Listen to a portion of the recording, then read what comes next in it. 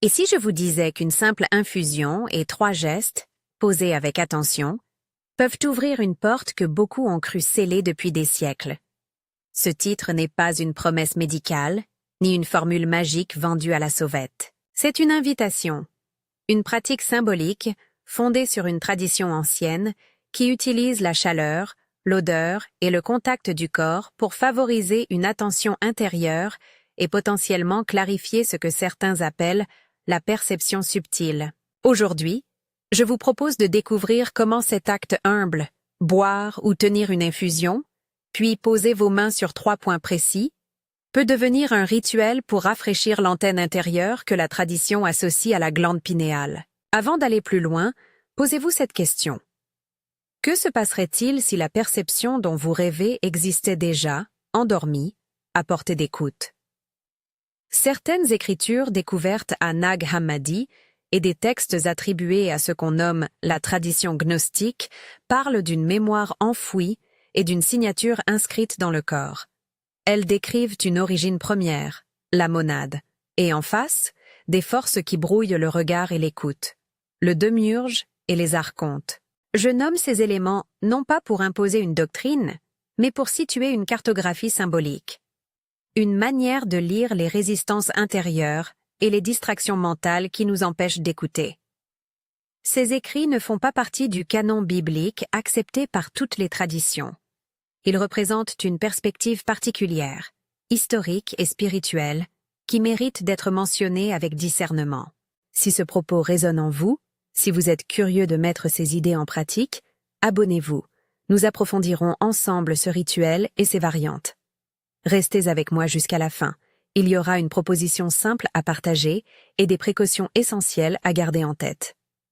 Maintenant, laissez-moi vous expliquer la cartographie dont je vous parlais, non comme une vérité ferme, mais comme un langage symbolique qui permet de vérifier, avec le corps, une présence intérieure. La tradition dont je m'inspire distingue 3 marques sur le corps: l'origine, la perception et le centre de commande. La première est située à la base du crâne, à la jonction où la nuque rencontre l'arrière du crâne. C'est la trace de la racine, la manière dont votre corps rappelle sa provenance. La seconde marque se trouve sur la face externe de la main. Elle signale la capacité à percevoir et à toucher le monde. La troisième est un point sur le sternum, légèrement au-dessus du cœur, un lieu de décision, d'autorité intérieure. Ces 3 signes ne sont pas des stigmates miraculeux, ni des tatouages invisibles. Ce sont des repères pour l'attention. Ils servent à orienter votre regard intérieur. Plutôt que de vous dire « vous êtes ceci » ou « vous n'êtes pas cela », ils offrent un exercice simple. Vérifiez avec vos sens et voyez ce qui se passe. C'est une démarche empirique mais spirituelle, une vérification corporelle, à portée de main. Avant de vous guider, imaginez ces marques comme des symptômes d'une mémoire. La base du crâne qui murmure l'origine, la main qui traduit la perception en contact, le sternum qui rassemble et ordonne. Quand vous poserez vos mains sur ces zones, vous ne cherchez pas une preuve externe. Vous cherchez une résonance intérieure. Certaines personnes décrivent des sensations de chaleur, un léger picotement, la présence d'une respiration plus profonde, une stabilisation du mental. D'autres ne ressentent rien du tout, et c'est parfaitement normal. L'absence d'une sensation spectaculaire n'est pas un échec, c'est simplement une étape différente du chemin. Maintenant, je vous propose un auto-examen guidé, calme et lent. Installez-vous dans une position confortable. Tenez à portée de main une tasse d'infusion chaude, ou simplement une boisson chaude de votre choix. Et permettez-vous de sentir la vapeur, d'inhaler prudemment l'arôme. Ce geste banal transforme l'attention. La chaleur, l'odeur, la texture donnent au corps un point d'ancrage. Si vous choisissez d'utiliser des plantes traditionnelles, sachez que ce sont des suggestions culturelles. Renseignez-vous et consultez un spécialiste pour toute question de santé. Cette mention est traditionnelle, non médicale. Posez d'abord la paume de votre main au creux de la base du crâne, là où la nuque s'arrondit. Ne pressez pas fort. Appuyez avec douceur, comme si vous posiez une fleur. Sentez la surface osseuse, la température de la peau, la légèreté du contact. Laissez votre respiration ralentir. Suivez l'air qui entre et qui sort. Vous pourriez remarquer une détente qui descend la colonne, une petite relâche dans la mâchoire, une autorisation au repos. Si des images ou des souvenirs remontent, observez-les sans vous accrocher. Ensuite, portez votre attention à la face externe de la main. Avec le doigt de l'autre main, tracez lentement un signe sur cette zone. Un trait du bas vers le haut, un cercle, ou simplement une pression douce. C'est un geste qui évoque la capacité à percevoir le monde.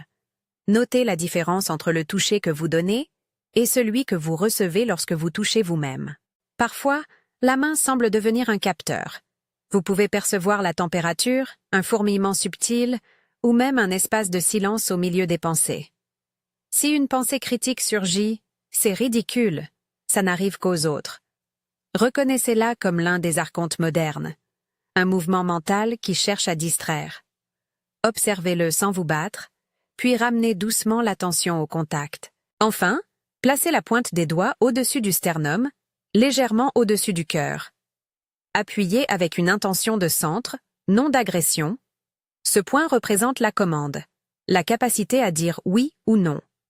Sentez la légère élévation du thorax à l'inspiration, la stabilité du pulse en dessous. Ici, vous êtes invité à écouter si une parole intérieure se forme, une directive douce.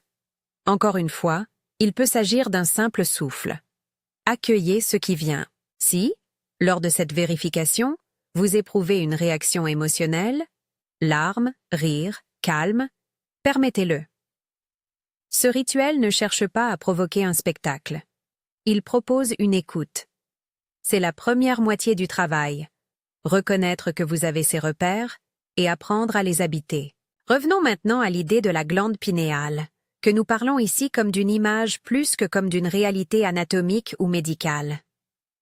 Dans cette lecture symbolique, la glande pinéale fonctionne comme une antenne intérieure, un point de résonance qui capte des fréquences subtiles. Parfois appelée troisième œil dans diverses traditions, elle est présentée comme un lieu où la mémoire originelle peut se souvenir d'elle-même. Je veux être clair. Je n'affirme pas qu'une infusion efface un calcaire physique ou modifie des fonctions biologiques. Loin de là. Nous parlons d'un nettoyage symbolique, d'une clarification de l'attention. L'infusion devient un catalyseur. La chaleur réchauffe, l'odeur éveille, le goût ancre, et l'ensemble favorise une disponibilité intérieure. Imaginez la tasse entre vos mains. La chaleur circule, le parfum remplit votre espace. L'infusion dans ce rituel est comme un signal envoyé à votre système. Arrête, écoute. Buvez lentement, ou, si la boisson est trop chaude, tenez-la simplement contre vos mains. Et laissez la sensation se propager jusqu'au sternum. Ce passage de chaleur crée un fil entre la base du crâne et le centre du cœur. Une ligne où l'attention peut glisser et se stabiliser. Si vous choisissez des plantes, elles sont ici mentionnées comme traditionnelles. Si vous avez des doutes ou des problèmes de santé, consultez un professionnel avant d'en consommer. Maintenant que l'attention est posée, que vos mains ont vérifié les marques et que l'infusion a servi de point d'ancrage, je vous propose une déclaration rituelle. Il s'agit d'une formule de 9 mots, concise, que vous prononcerez à voix haute comme un acte d'alignement intérieur. Je reconnais mon origine profonde. J'ouvre ma mémoire primordiale. Dites-la lentement. Sentez chaque syllabe. Laissez les mots traverser votre sternum. Répétez-la une fois encore, et si vous le souhaitez, une troisième fois. Ce n'est pas une incantation magique, c'est une orientation de l'intention, une manière de donner de la forme à l'ouverture. La répétition n'est pas une garantie, elle est un acte d'écoute. Avant que le doute n'arrive, laissez-moi vous rappeler que les pensées sceptiques sont attendues et normales. Les archontes intérieurs aiment interrompre l'effort d'attention avec jugement, comparaison, sarcasme. Ils peuvent se présenter sous la forme d'une voix très persuasive. Tu perds ton temps? C'est toxique? Tu inventes? Ne les combattez pas. Observez-les comme on observe un nuage passer. Nommez-les peut-être. Voici l'archonte du doute, puis ramenez la main à la marque que vous avez choisie. Le geste répétitif, la parole consciente et la chaleur de l'infusion travaillent ensemble pour rendre le mouvement de retour plus facile. Si quelque chose se lève, une image, une phrase, une sensation, accueillez-la sans exiger qu'elle soit parfaite ou spectaculaire. Parfois, l'anamnèse, la remontée de mémoire, se fait par petites touches, un souvenir d'enfance qui vous montre une prairie de lumière, une impression de sécurité oubliée, un visage. Parfois, il n'y a qu'un éclair de calme, une cessation relative du bavardage mental. Ces manifestations sont suffisantes. Elles indiquent une réponse du système attentif. Ne cherchez pas à juger la qualité de l'expérience. Simplement notez ce qui s'est présenté et laissez-le retourner à sa place. Pour accompagner cette phase, vous pouvez rester silencieux quelques dizaines de secondes, les yeux fermés, à écouter le souffle, la vibration du mot prononcé. C'est un court retrait qui permet à l'effet combiné du geste, de la chaleur et de la déclaration d'imprégner votre champ de conscience. À l'issue de ce silence, prenez conscience du rythme cardiaque, de la morsure de l'air sur vos lèvres, de la température de vos mains. Remerciez, intérieurement, ce qui a accepté d'être entendu. Beaucoup de personnes qui pratiquent ce rituel dans la durée parlent d'une reconnaissance progressive. Une plus grande capacité à discerner quand une pensée est simplement une opinion et quand une image provient d'une mémoire plus vaste. D'autres remarquent que leurs impulsions à réagir s'amenuisent. Elles peuvent observer une émotion et répondre avec choix plutôt qu'avec réflexe. Encore une fois, il s'agit d'observation personnelle, non d'assertion universelle. Il est important d'anticiper deux pièges. Le premier, c'est l'attente d'un résultat immédiat et spectaculaire. Si vous attendez un éclair lumineux interne ou une révélation cinématographique, vous risquez la frustration. Le rituel que je vous propose fonctionne souvent comme une graine plantée. Ses effets peuvent être subtils, puis s'amplifier au fil du temps. Le deuxième piège est l'interprétation dogmatique. Ne transformez pas cette pratique symbolique en une doctrine rigide. Les traditions gnostiques fournissent des images puissantes, mais elles restent une façon de lire l'expérience humaine parmi d'autres. Si, pendant la pratique, vous ressentez un malaise physique, des vertiges importants, ou si vous avez des doutes liés à votre santé, stoppez l'exercice et consultez un professionnel de santé. Ce rituel ne remplace en aucun cas un suivi médical, ni des traitements prescrits. Il est conçu comme une pratique d'attention, un rituel où la symbolique et les sensations servent à clarifier la perception intérieure. À présent, retournons au geste final. Après la déclaration, gardez la tasse près de vous. Peut-être souhaitez-vous boire une autre gorgée? Peut-être préférez-vous simplement la tenir, sentir sa chaleur. Reposez les mains sur les 3 points tour à tour, lentement et avec intention. Chaque pose est une ancre. Chaque ancre réoriente le regard intérieur vers un espace de mémoire. Si vous le pouvez, inscrivez dans un carnet ce que vous avez perçu, même une seule phrase, même un mot. La trace écrite consolide l'expérience et permet de reconnaître des motifs qui, autrement, s'effaceraient dans le quotidien.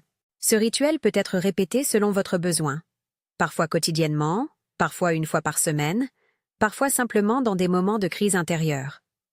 L'important n'est pas la fréquence imposée, mais la qualité de présence que vous y mettez. L'infusion est un prétexte généreux. Elle donne au corps une raison d'écouter.